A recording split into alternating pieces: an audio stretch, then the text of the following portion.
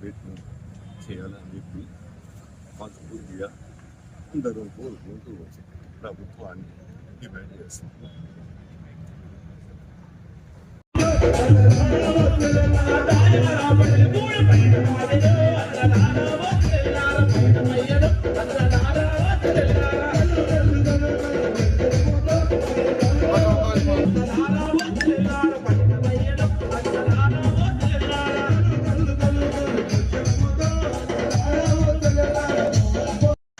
Relay నిరాహార దీక్ష కార్యక్రమానికి ఇచ్చేయడం జరిగింది.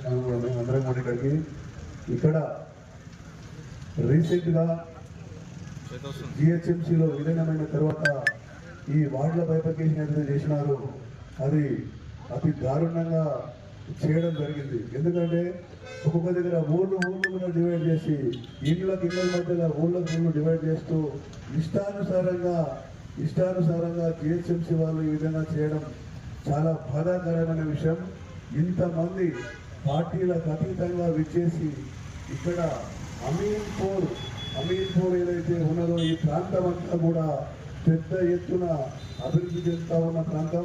ఈ ప్రాంతాన్ని జిహెచ్ఎంసీలో కలపడం మేము తప్పుగా భావించట్లేదు. అభివృద్ధి చెందిన దాన్ని జిహెచ్ఎంసీలో కలపచ్చు.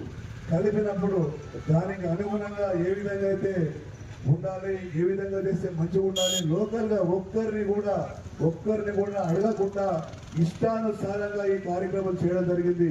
దీన్ని మేము తీవ్రంగా ఖండిస్తా ఉన్నాం.